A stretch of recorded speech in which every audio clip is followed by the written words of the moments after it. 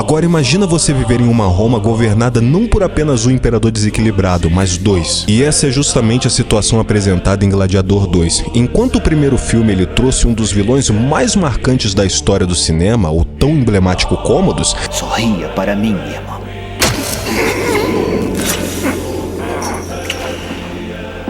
a sequência simplesmente decidiu dobrar a aposta e colocar dois imperadores no poder, Geta e Caracalla. E existe uma pergunta que é muito interessante. Qual deles era realmente o mais perigoso? E mais do que isso, qual é a diferença psicológica entre esses três governantes? Quando nós observamos os personagens com atenção, percebemos que eles representam tipos muito diferentes de tirania. Entre os dois irmãos, Geta é claramente o mais racional. Isso não significa que ele seja bondoso, muito pelo contrário. Na verdade, Geta demonstra características associadas ao que a psicologia chama de psicopatia funcional. Ele é frio, calculista, manipulador e raramente deixa suas emoções dominarem suas decisões. E enquanto as pessoas enxergam sofrimento, Geta enxerga oportunidade. A vida humana para ele só tem valor enquanto serve os seus interesses. E é por isso que ele costuma parecer mais inteligente que o seu irmão. Você até mesmo vê que ele analisa, ele planeja, ele manipula, controla. E o mais assustador nele não é a violência, é a calma com que ele pratica essa violência.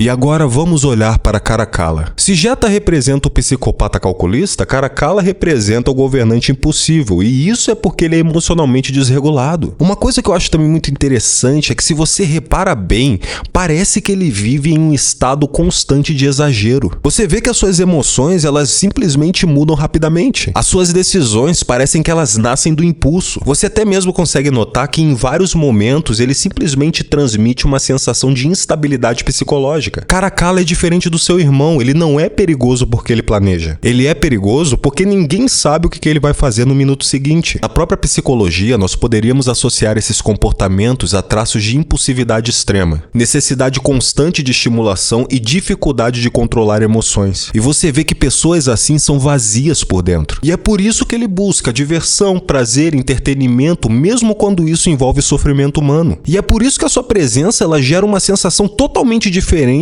da provocada por Geta. Caracalla assusta pela imprevisibilidade. E quando essas duas personalidades elas se unem, surge uma combinação explosiva. Um pensa e o outro executa, um manipula e o outro reage, um controla e o outro destrói. Mas então chegamos ao personagem mais fascinante dos três, Cômodos. E eu tô pra falar pra vocês que talvez seja um dos retratos mais complexos de narcisismo já apresentados em um blockbuster. O que você pode esperar de um homem que queria ter relação com a própria irmã para poder ter filhos de sangue puro? E ao contrário aqui de Geta e Caracalla, o principal problema de Cômodos não é apenas a crueldade, é a sua necessidade desesperada de validação. Porque veja bem, ele quer ser amado, quer ser admirado e quer ser reconhecido. Durante todo o filme, vemos um homem profundamente inseguro, tentando desesperadamente preencher um vazio emocional. E o mais perturbador em Cômodos é que se a gente tirar a violência, a carnificina e o sadismo, o que sobra é um garoto assustado. Acha que eu tenho medo?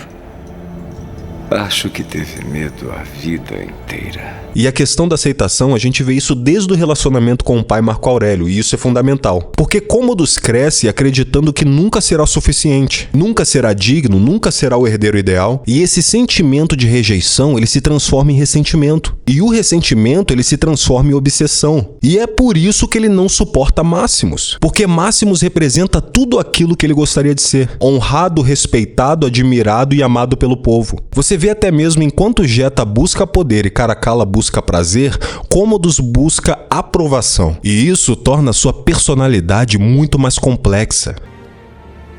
Eu não sou piedoso!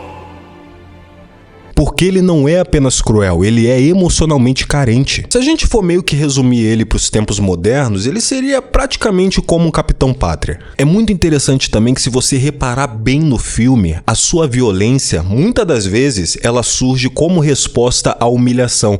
Toda vez que ele se sente humilhado ou rejeitado ou até mesmo menosprezado, é como colocar o dedo na ferida dele. E ele sempre responde com represália, com violência, com punição. E também analisando ele em termos psicológicos, psicológicos, ele representa fortes traços narcisistas. E pessoas com esse perfil, elas costumam construir uma imagem grandiosa de si mesmas. Por quê? Porque elas querem esconder sentimentos profundos de inferioridade. Se ninguém me enaltece, me engrandece como eu mereço, eu mesmo vou fazer isso por mim. Esse é o pensamento dele. E quando alguém ameaça essa imagem, a reação pode ser extremamente agressiva. E é por isso que o Commodus ele é tão memorável, porque ele é intenso. A gente até mesmo confunde o seu jeito arrogante com poder, mas na verdade isso é fragilidade. E eu acho muito interessante que por mais que a gente enxergue o seu lado monstruoso, a gente também consegue ver o seu lado vulnerável. Já Jetta e Caracalla, eles funcionam de outra maneira. Eles já parecem ter ultrapassado essa necessidade emocional. Você vê que eles não querem amor, não querem reconhecimento e não querem aprovação. O que eles querem é poder e diversão. E é justamente isso que torna esses dois tão assustadores. Eu acredito que no fim das contas, a gente pode resumir esses três imperadores assim. Jetta é o estrategista frio e calculista. Já o Caracalla, ele é o caos ambulante. He's a mad dog. Ele é um cachorro louco. Já Commodus, ele é o narcisista desesperado por amor e reconhecimento.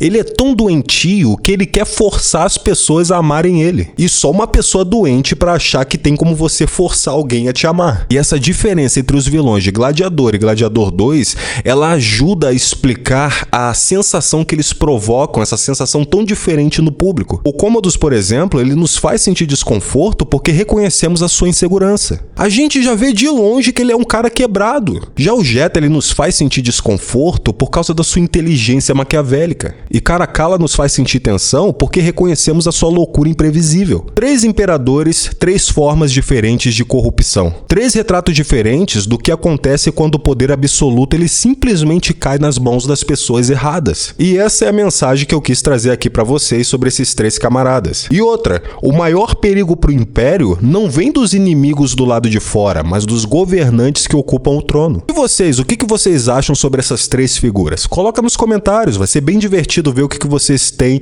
o que vocês acham sobre eles. Meus queridos amantes do cinema, esse foi mais um Clube da Análise. Muito obrigado pela sua atenção. Não se esqueça, temos vídeo toda semana e até a próxima.